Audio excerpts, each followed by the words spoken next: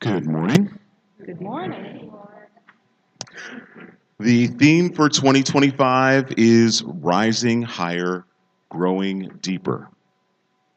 The theme for June is In Living Color. And today's topic is Do What You Want to Do. Ernest Holmes wrote these uplifting words: Nothing is real to us unless we make it real. Nothing can touch us unless we let it touch us. Refuse to have the feelings hurt. Refuse to receive anyone's condemnation. In the independence of your own mentality, believe and feel that you are wonderful. This is not conceit, it is the truth. Let us affirm together. I love who I am, trusting my higher self to guide me to every step. And now please welcome Reverend Dr. Kathleen.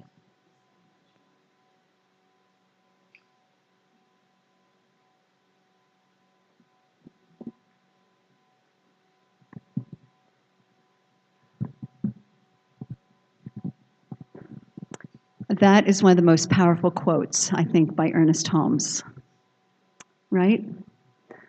The idea of being aware that we do not have to allow condemnation, whatever it is, to stick with us. Maybe there's a momentary reaction, but it doesn't have to stay with us. It's something that we have the power to let go of. And that's very soothing to my soul. I know I heard stories that Ernest Holmes actually was quite a sensitive person. When you think about it, he's a mystic. You know, he studied all the world religions. It was his life quest to understand spiritual truth at a very deep level. And so one of the things he personally had to work on was his sensitivity, being sensitive. And so this is a powerful statement that was not only for himself, but something he wanted to communicate to all of us about how important it is to know that we have the power within us to deflect anything negative that's coming in our direction. And when I think about that quote, I think about, it's Pride Month. I think about our LGBTQ family and friends and the kinds of things that they've had to deal with. The threats of physical violence, restrictive legislation, and unkind comments. And I'm just holding every one of you in my heart. we have several in our spiritual community who may have gone through this and may still go through it. I don't know, but I want you to know that you're in our hearts and that we stand by you, and we also stand in knowing that this is the way we want to be in our own lives as well, is to be able to be that presence and that power that does not allow that kind of thing to come into our lives. So it requires self-love and self-approval. It requires knowing who we are in truth, these radiant, vibrant individualizations of the divine. And so we are being called as a community, as individualized expressions of God, to practice that self-approval, that self-love, and to be people who live in color, who live in the radiant color and rainbow of our multidimensional selves. And Ernest Holmes even said, he writes, that we all benefit from coming out and being ourselves. Those aren't his exact words, but he talks about coming out and being ourselves. The courage to be yourself, that's my first talking point. And I want to start with the story of, this is a true story, and this is the reason we have something called Loving Day, which is on June 12th. It's coming up this week. It celebrates the 1967 U.S. Supreme Court decision that was called Loving versus the State of Virginia. How many of you are aware of this? Okay, several of you are. Good. So that particular Supreme Court decision struck down laws that banned interracial marriage in the United States. And it centers around a couple by the name of Mildred Jeter. She was black and Native American in origin, and Richard Loving, a white man, who went to Washington, D.C. to get married because they couldn't get married in Virginia. Then they came back to their hometown in Virginia. They were immediately convicted, thrown into jail, if you can imagine. And then ultimately, when the conviction came, they were banned from the state. So they actually lived outside the state of Virginia, away from their hometown for 25 years while they were going through the courts to get those laws changed. And they did it, and they really weren't seeking the spotlight. They really just simply wanted justice. Can you imagine 25 years? And the ACLU, yay, ACLU came to their help, and it reached the Supreme Court. It was a unanimous ruling that marriage is a fundamental right, and restricting it based on race is unconstitutional. And so Loving Day stands as a celebration of love's power to overcome all obstacles, all kinds of prejudice. So when we are condemned for, I get this, when we are condemned for being our authentic selves, doing what we want to do, doing what we're called to do, it says do what we want to do, doing what we're called to do, like this couple, there can be a tendency to shrink in fear and to adapt to the environment or the situation. So I get it. It takes courage. It takes courage to stand in our truth and to own who we are.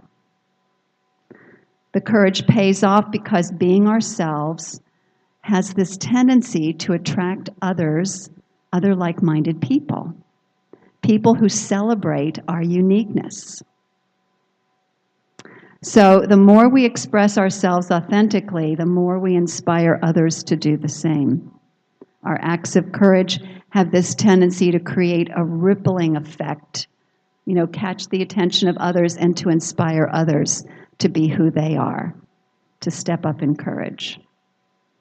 And so creating a world that works for all then is not about just tolerating. I really wanted to address that right now. Think about what tolerating means. It means forcing ourselves to accept something. So we're not talking about tolerating, we're talking about honoring and celebrating everyone's uniqueness. It's huge. It's a really big difference, and it's an important difference. So that's the courage to be yourself. Next one, embracing the full spectrum of oneself. Well, I have a beautiful story that I think plays this up very nicely. It's a story about Macario Martinez. He's a singer-songwriter by night and a Mexico City trash collector in the early morning. He says working in the city sanitation system, I think, is the most beautiful job in terms of connecting with others. And he said, what other job do you have where you can look up at the sky, and catch the rising sun and all of that kind of thing? I love his attitude. He also wanted to express his musical talent. So this is what he do. He began filming himself in the back of the collection truck, singing his original songs. Put it on TikTok, and guess what? Millions of people connected with what he was doing. He's now recording in studios and attending festivals. However, he is determined to keep his trash collection job because he said it really rounds him out. It's really important to bring his fullness to all of the things that he does. And so to me, that's living on the full spectrum. You know, he's doing things that he wants to do. Do what you want to do. That's our topic today, right? He's doing what he wants to do. He's expressing different aspects of himself and a living example of what it means to do that. Embracing the full spectrum of the self. As Jesus taught, we are the light of the world, and it's important for us to take our light from under the bushel basket and to shine it for all to see. Why? This is not about conceit again. It's about contributing our gifts and talents to the world, letting it shine. So take a moment and turn within and ask yourself, what is it that I am to bring more forth? What aspect of myself have I been denying? In what way have I been holding back being who I am?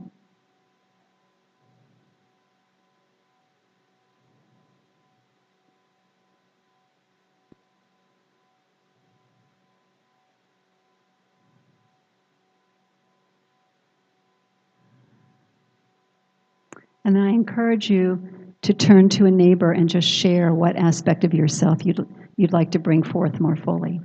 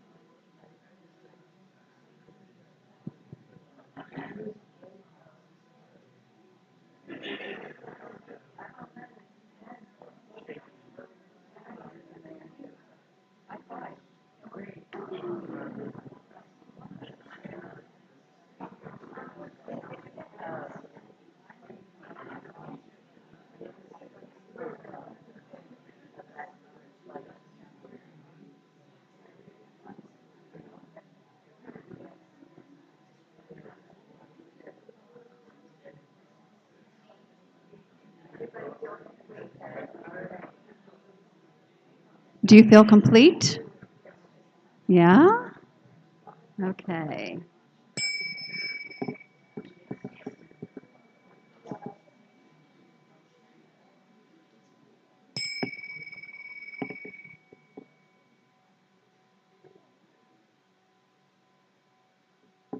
Beautiful.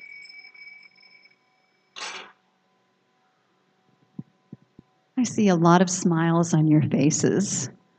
It's fun to explore other aspects, other dimensions of ourselves, and to think about, imagine what it would be like to bring that forth into greater expression. And the people that get to benefit are not only you, but the rest of us as well.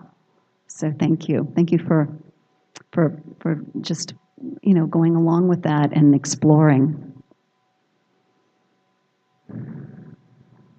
So whenever there's a hesitation to share some aspect of yourself, I invite you to consider that as a call to express something new in yourself.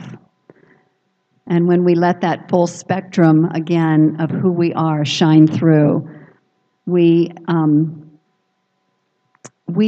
invite not only the people around us to become more authentic and to live in greater freedom, we are also encouraging future generations. We're setting the stage, we're blazing the trail for future generations as well. My final point is pride in our spiritual community. When I began this path of science of mind, my mother thought I was involved in a cult and was very, very upset, and was for quite a few years, and did not want to talk about it. And I understand she comes from a very traditional religion, and There's a lot of stuff out there that's about cults and so on and so forth. And so, when we practice science of mind, which is, we often say it's spiritual, not religious, because it's focused on the inner presence, having that spiritual experience, practicing universal spiritual principles. It really is about learning to tune into and tap into our own inner guidance and to express who we are. And so the view of God is a little different.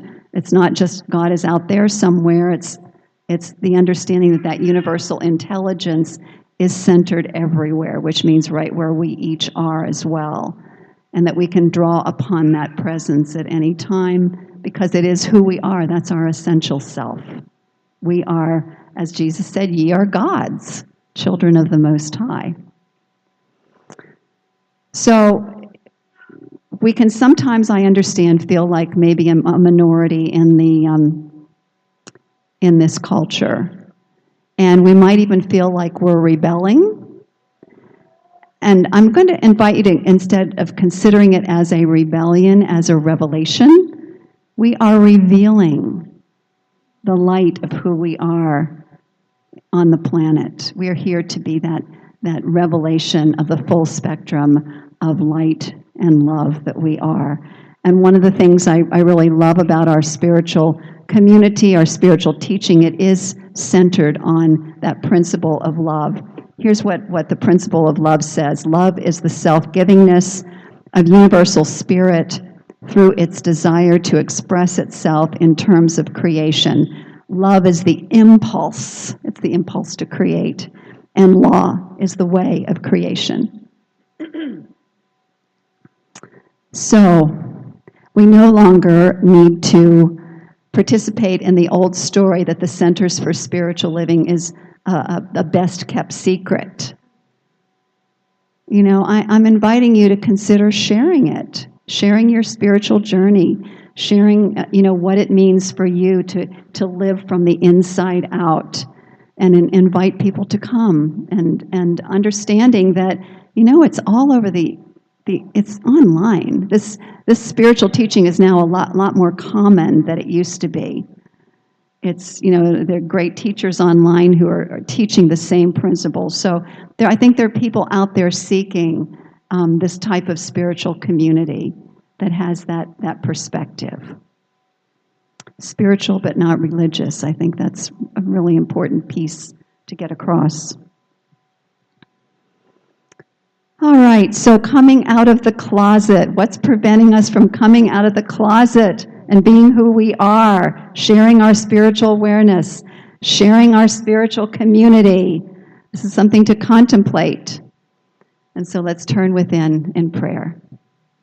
I'm giving thanks in this moment for the opportunity to speak this word, understanding that the light, the love, the peace, the joy, the glory, the magnificence of God is right here where I am. It's right here where we are.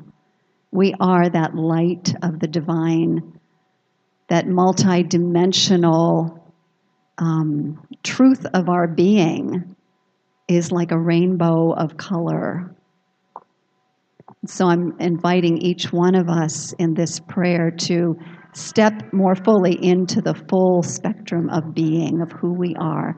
Living, Jean Houston calls it cooking on more burners.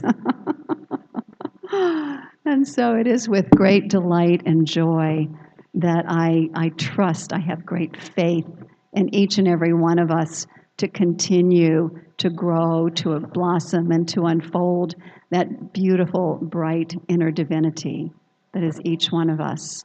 I release this word with great thanksgiving to the action of universal law. I let it be, and I invite us to accept it with a powerful yes! And so it is. Thank you, my friends. Yay!